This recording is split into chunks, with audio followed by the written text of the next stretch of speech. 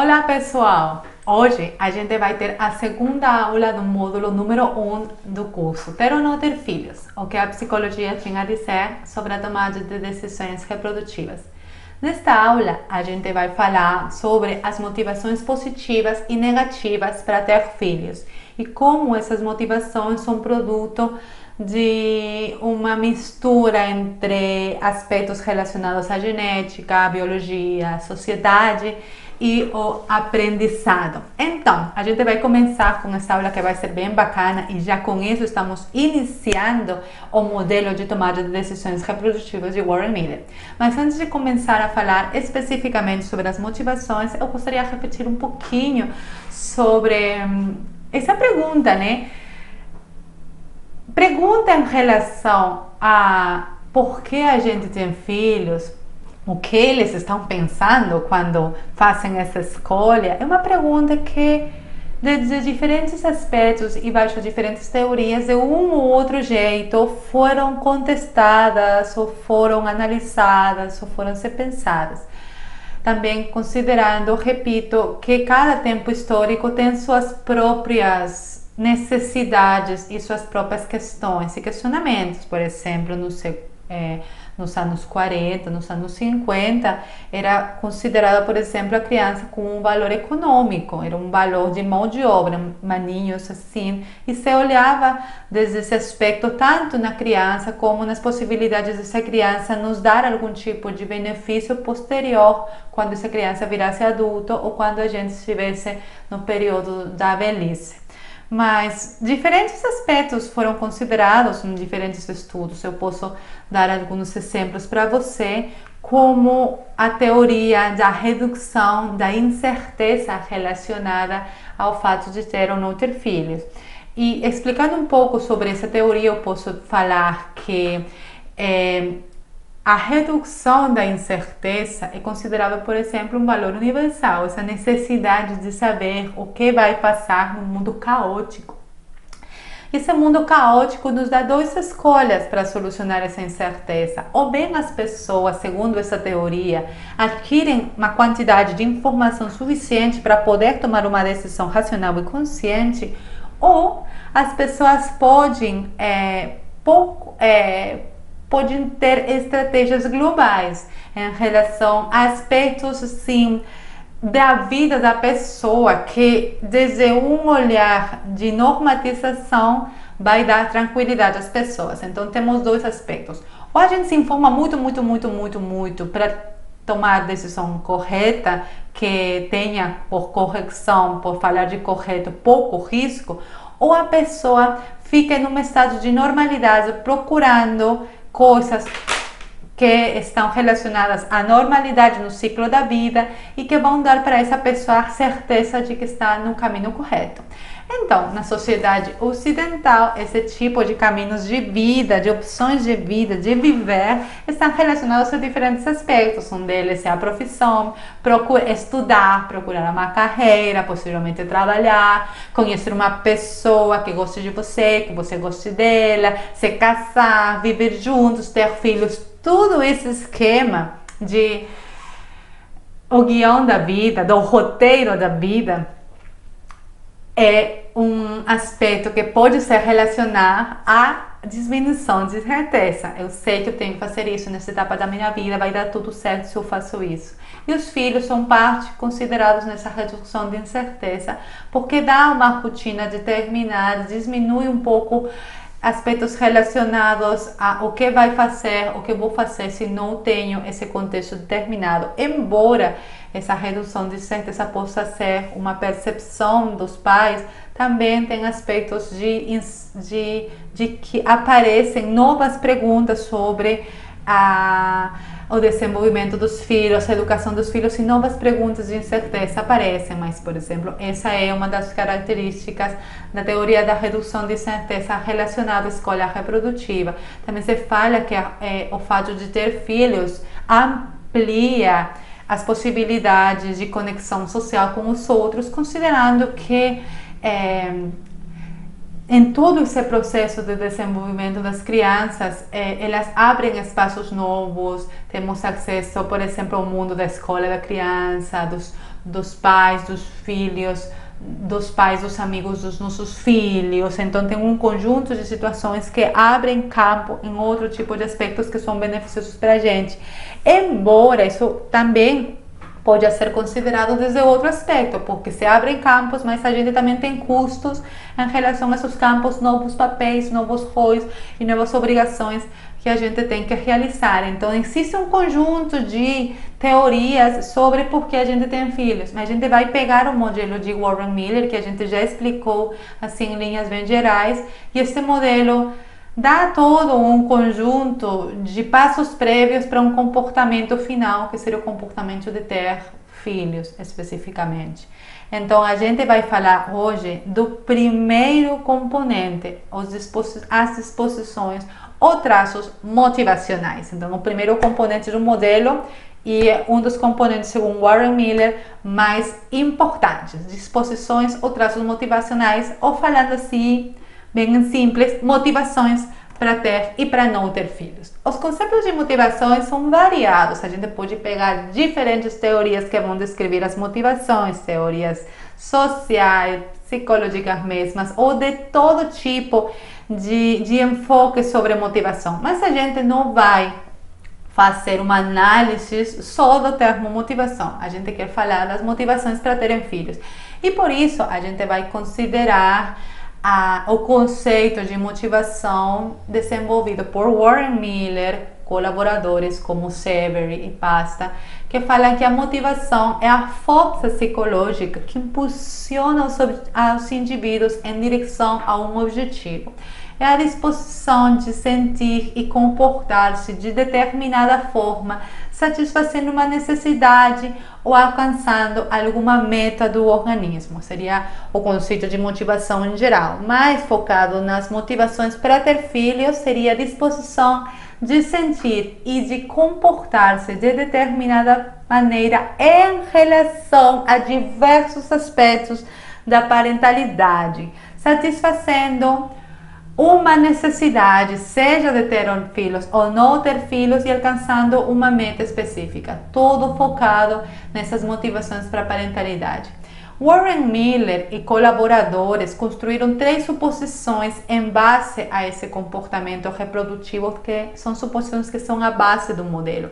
E essas suposições são: a primeira, os seres humanos têm disposições motivacionais, que a gente vai ver muito melhor depois, biologicamente baseadas. Olha aí, já colocou o componente biológico, tem uma base biológica que regula a capacidade de respostas a bebês, crianças e cuidadores, que podem estar sujeitas a certa variabilidade herdada. Então, temos uma base biológica que vai nos ajudar nessas respostas dos bebezinhos aos pais, os pais aos bebezinhos, que vão nos ajudar a todo esse conjunto de interação prévia muito importante para a supervivência da criança. Então, temos essa base motivacional. A gente sente alguma coisa quando vê uma criança, a criança faz alguma coisa quando vê o cuidador, a cara da mamãe, do papai. E estão sujeitas a certa variabilidade heredada. Então, essa primeira disposição, que tem como base a biologia. A segunda disposição fala que essas disposições motivacionais baseadas, biologicamente baseadas, são mudadas por experiências individuais durante a infância, adolescência e início da idade adulta. Em outras palavras, a gente tem essa base, mas no desenvolvimento da criança, no desenvolvimento do adolescente e no início da idade adulta, um conjunto de experiências de vida individuais vão mudar essas disposições motivacionais e vão virar posteriormente em 2 amplas disposições de parentalidade: positiva, dirigida a ver maravilhosamente o aspecto da parentalidade, ou negativa, pensar em coisas feias sobre a parentalidade. E a terceira suposição do modelo é que essas disposições motivacionais positivas ou negativas afetarão posteriormente o comportamento, essa ação mesma de procriação, e em última instância a reprodução. através dos seus efeitos sobre tipos específicos de desejos e intenções de fertilidade. Por quê? Porque as motivações virarão desejos, esses desejos virarão intenções e essas intenções virarão, no final, comportamentos reprodutivos específicos. Então, agora, essas disposições ou traços motivacionais, o conjunto mesmo de componentes do modelo tem diferentes bases, tem bases que abrangem diferentes aspectos, como você pode ver nas suposições. Falou de biologia, falou de experiência, falou de aspectos posteriores de comportamento mesmo. Então, as bases desses comportamentos, as bases desse modelo são bases psicológicas, são bases biológicas e são bases sociais. A gente não esquece, essas três coisas são importantes que influenciam constantemente numa na outra. Biologia, experiências individuais e contexto. Então vamos falar de cada um deles e como afetam mesmo essas disposições motivacionais. Vamos começar com a biologia. A parte biológica mesmo, segundo as pesquisas de Miller, eles dividem em três aspectos biológicos que podem influenciar nas motivações para a parentalidade, nessa base biológica mesmo. O primeiro é o forte impulso sexual, vamos escrevendo. Os seres humanos têm formas, sensibilidades e reações físicas e emocionais determinadas geneticamente que promovem a atividade sexual. Então, segundo essa parte biológica, todo esse impulso sexual conseguiu que acontecesse a suficiente quantidade de nascimentos para manter a raça humana, para continuar no mundo. E durante muito tempo, a verdade, essa quantidade de pessoas no mundo ia botada para o excesso. A gente falando um pouco sobre a quantidade de filhos por mulher que se tinha nos 50, nos 60. Embora já na atualidade, com todas essas mudanças modernas, o número diminuiu. Então, cadê o forte impulso sexual? Diminuiu o número de filhos por mulher. Mas aí a explicação é relativamente simples.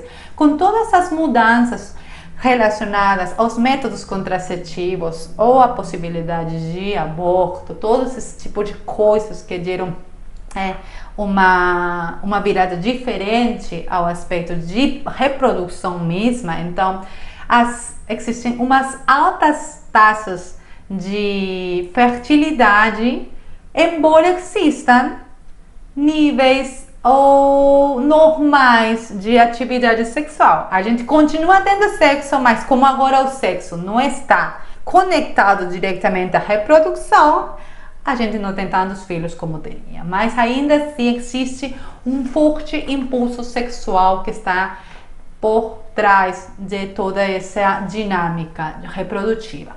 Também existe a parte do altruísmo para parentes próximos, que significa que a gente experiencia interações com parentes próximos como satisfatórios ou recompensadores.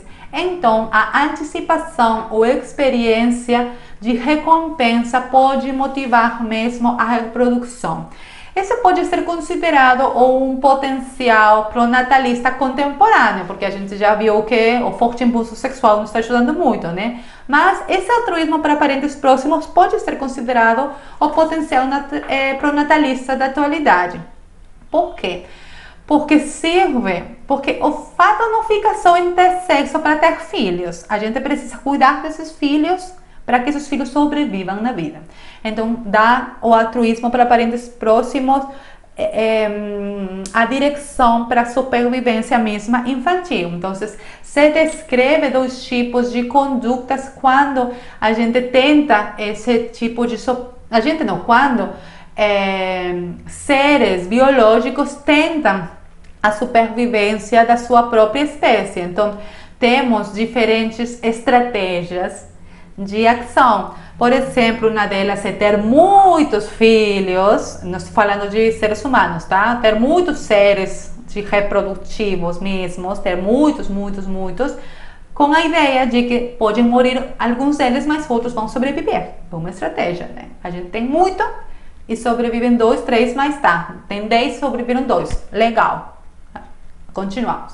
Mas outra estratégia é ter poucos e dar desses poucos a maior quantidade de cuidados, de atenção, um cuidado intensivo mesmo para que as probabilidades de supervivência deles aumentem. Então, enquanto a primeira tem muito filho, e não pode dar um cuidado intensivo para cada um deles, porque são muitos, espera que o mais forte sobreviva. O outro tem poucos e dá o cuidado intensivo para ampliar as chances de sobrevivência. Os primatas e os seres humanos focam na segunda estratégia, de ter poucos, mas fazer o melhor que puderem. Então, geneticamente estamos predispostos a dar valor e apoiar mesmo a nossos filhos. Isso faz que a experiência da maternidade e da paternidade seja uma experiência tão poderosa emocionalmente. Isso é uma das hipóteses que se descreve o altruísmo em parentes próximos, mas a gente não pode esquecer que não sempre foi assim, que essa hipótese não sempre pode ser corroborada, porque a gente tem exemplos, por exemplo, contextos pobres nos quais o investimento mesmo é seletivo, porque não pode dar o investimento para todo mundo, e também espaços onde existiram períodos onde as crianças foram abandonadas, existiram altos índices de infanticídio, como a gente viu nos slides anteriores, quando falou da historicidade de conceito de maternidade e paternidade, tá? Continuando, temos o terceiro suposto da parte biológica, que é o desejo de status, que somos geneticamente predispostos a ser socialmente e sexualmente competitivos, com a ideia de que isso nos vai dar um maior acesso a maior quantidade de parceiros sexuais, isso vai ajudar na reprodução. Isso também tem que ser olhado na atualidade, sempre virado também para o contexto, porque não se dá sempre em todo tipo de... Isso não se dá sempre em todo tipo de contextos, em todo tipo de sociedades. Então, na parte genética, temos nossos pressupostos da psicologia evolutiva muito interessantes, mas na parte do componente individual mesmo, a gente pode falar de diversas capacidades individuais, nossas próprias especificidades, que vão ajudar de uma ou outra maneira para o desenvolvimento de motivações positivas ou negativas para a parentalidade. Nesse aspecto individual, temos experiências individuais em cada uma das etapas do desenvolvimento humano antes da procriação, tá? Então, por isso temos experiências na infância, todas aquelas qualidades nas relações de pais e filhos, como foi comigo a minha mãe, como foi comigo meu pai, como foi a relação entre a gente. Eu senti-me querido, eu senti que eles queriam ser meus pais, como foi a experiência em totalidade, é uma coisa que marca as motivações posteriores. Outra coisa também é a transmissão de valores centrados na família, o fato de colocar a família como prioridade, o fato de ter como projeção de vida, ter filhos, ter esposo, ter família, ter uma mulher, sei lá, todos esses valores como uma prioridade são coisas que se vão transmitindo desde a infância na própria experiência de vivenciar uma família. O modelado, o fato de olhar para e aprender, de só olhar, aprender coisas, é uma coisa também importante na infância, especialmente porque a gente aprende a ser pai ou mãe olhando os pais e as mães. Então, isso é importante na infância, e todas essas pequenas coisas vão influenciar nas posteriores motivações, sejam positivas ou negativas. Já na adolescência, se na infância a família era a coisa mais importante do mundo, nossos pais eram os nossos reis, os nossos mães, as nossas rainhas, e tudo girava em relação à família, na adolescência a gente deixa a família e começa a ter interações com outro tipo de contextos. Então, as experiências fora da família de origem relacionadas a cuidado de crianças vão ajudar também a desenvolver motivações positivas e negativas. Na adolescência, tem aspectos, por exemplo, relacionados ao cuidado dos irmãos, o cuidado de outros membros da família.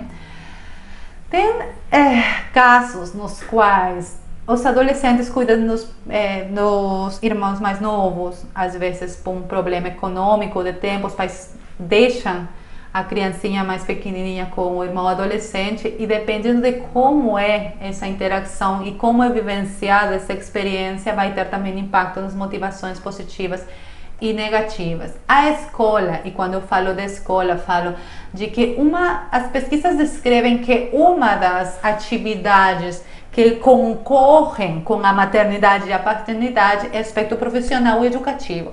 Então, o fato de que o adolescente sinta-se confortável na escola, tenha logros educacionais, se sinta bem na escola, vai ajudar também a disposições motivacionais, sejam positivas ou sejam negativas.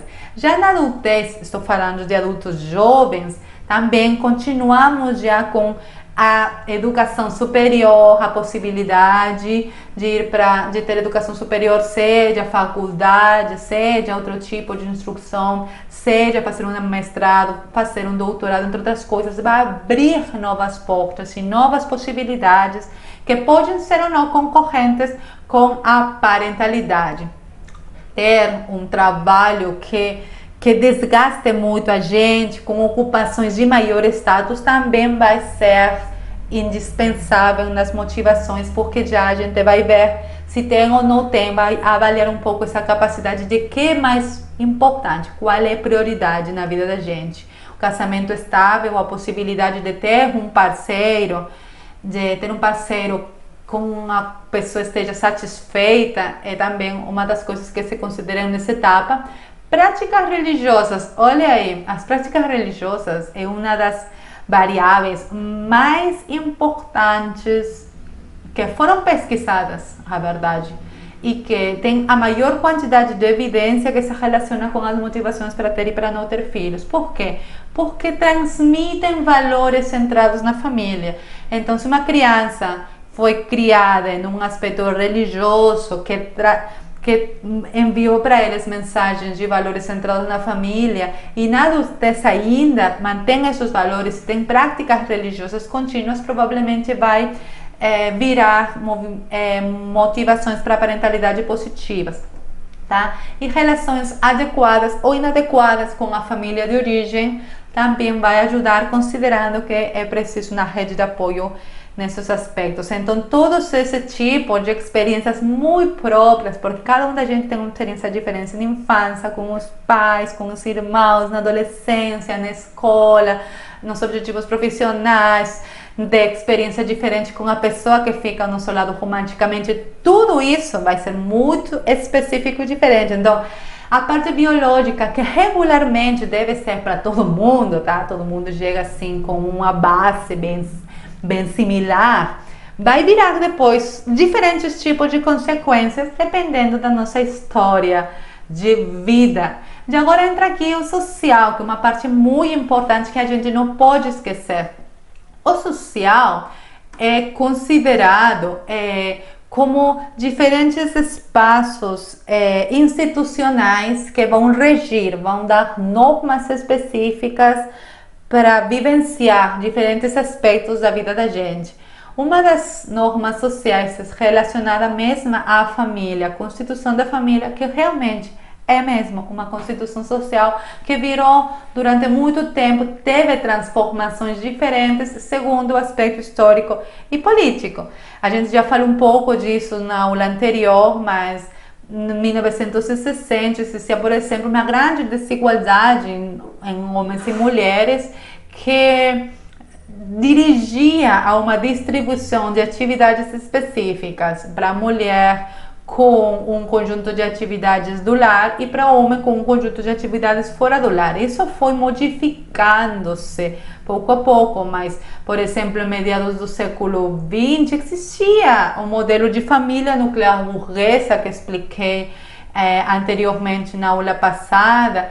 E existiu, por exemplo, o baby boom, depois da pós-guerra, posterior à guerra, no período de pós-guerra, onde tinha muitos filhos por mulher, o homem ficava fora da casa, a mulher cuidava de todos os filhos, mas tudo isso, toda essa festa acabou a finais do século XX, quando já começaram todas essas lutas por igualdade, por direitos, e mudou novamente o panorama familiar para um aspecto já mais de igualdade, de oportunidades, um maior apoio também para aquelas coisas que estavam se solicitando, um maior apoio político, um maior apoio governamental.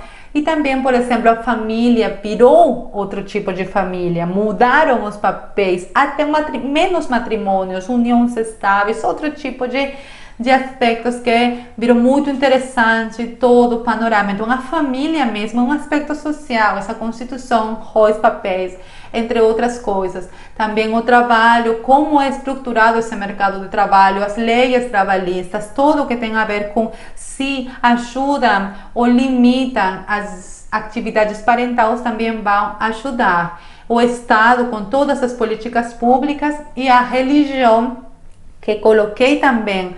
A religião está no aspecto individual porque é uma experiência individual mesma, mas a religião permeia na atualidade, especialmente na nossa sociedade latino-americana, quase tudo.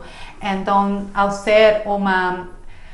ao dar ideia em quase todas essas coisas relacionadas à religião, fala da família, a religião fala do Estado, a religião fala do trabalho, a religião fala de tudo, então permeia diferentes aspectos, sempre trazendo valores centrados na família. Ainda assim, existem valores relacionados às pessoas sem filhos, estereotipos específicos e estereotipos negativos também, os filhos únicos, que a gente descreveu muito melhor na aula passada. Então, já a modo de resuminho, temos as disposições biologicamente baseadas que se juntam com aspectos no desenvolvimento no curso da vida, que se juntam com os nossos próprios atributos psicológicos e que se juntam com aspectos do contexto específicos, e tudo isso vai dar como resultado determinadas disposições ou traços motivacionais. Então, o que é isso? Disposições ou traços motivacionais dispõem ao sujeito até a ação de quê? Da parentalidade, porque a gente está falando de parentalidade. São resistentes no tempo,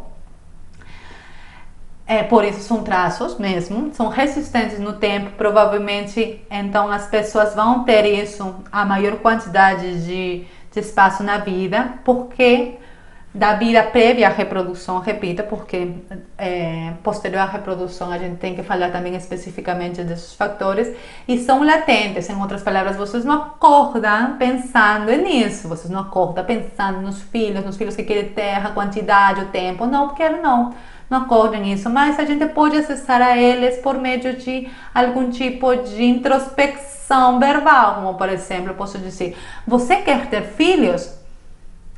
Você começou a pensar. Quantos filhos você quer ter? Quando quer ter esses filhos? Com que tempo de diferença entre o primeiro e o segundo, entre o segundo e o terceiro? Então, você tinha disposições latentes, mas agora não são latentes porque eu perguntei diretamente. Então, temos isso. Existem motivações para a parentalidade, que são as disposições para responder favorável ou desfavoravelmente a vários aspectos da parentalidade diferentes. Então, vai ser, se é favoravelmente, motivações positivas, e desfavoravelmente, motivações negativas. Segundo a teoria de Warren Miller, essas disposições vão desde aspectos bem gerais, como por exemplo, quero ou não quero, que é bem geral, a aspectos cada vez mais específicos, como por exemplo, eu quero sentir os chutes do bebê dentro de mim, é bem específico. Ou eu não quero amamentar, é bem específico. Então vai desde coisas bem geral de quero ou não quero, a coisas já bem específicas que a gente vai descrever. Então, no geral, temos as motivações gerais, positivas e negativas, que seria o primeiro nível. Segundo Warren Miller, existem 3 níveis. O primeiro seria as motivações positivas e negativas. Então, as motivações positivas, que seriam o primeiro nível, vão ter um segundo nível, que vão ser coisas já mais específicas, coisas positivas da parentalidade, que seriam prazeres da gravidez, prazeres do nascimento, prazeres da infância, experiência mesma da paternidade e maternidade tradicional, satisfação de ver crescer ou de criar os filhos, sentir-se necessidade conectado, esse amor maravilhoso que você tem, filho, pai, pai, filho, que nunca acaba, e valores instrumentais, como por exemplo, esse aspecto de o que vou ganhar posteriormente quando com o filho mesmo, né? Então, no segundo nível temos 5 motivações positivas para a parentalidade, divididas em esse tipo de motivações que eu coloquei no slide. Mas temos um terceiro nível, porque prazeres na gravidez, existem muitos, né? Deveriam existir.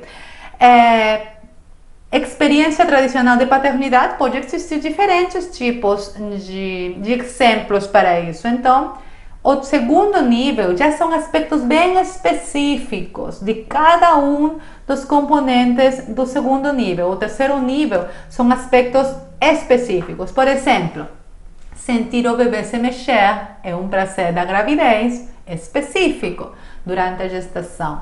Ter meu filho ajudando e me fazendo companhia no futuro é uma coisa bem específica de um valor instrumental para a criança. Então temos coisas, desde coisa mais geral até coisas cada vez mais específicas. No caso das motivações negativas, é exatamente a mesma situação. As motivações negativas seriam o primeiro nível, bem geral, e já no segundo nível temos 4 tipos de motivações negativas. Incomodidades da gravidez ou parto, coisas que não são legais de estar grávida ou de ver a parceira vivenciar a gravidez. Medos e preocupações da parentalidade, medos, coisas que passam na cabeça da gente relacionados à educação, à própria gravidez, etc. Aspectos negativos do cuidado infantil, coisas que não são tão legais de ter um filho em casa, e estresse próprio dos pais derivado da parentalidade. Então seria o segundo nível. As motivações negativas têm 4 componentes do segundo nível, e no terceiro nível também vão ser coisas bem específicas sobre cada um dos componentes do segundo nível.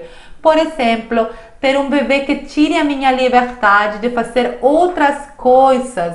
É um aspecto bem específico dos aspectos negativos do cuidado infantil, ou vivenciar a dor do parto, no caso das mulheres, ou ver a parceira vivenciar a dor do parto, no caso dos homens, pode ser uma coisa bem específica de incomodidade da gravidez e o parto. Em base a isso, Warren Miller criou um instrumento descrevendo em grandes rasgos.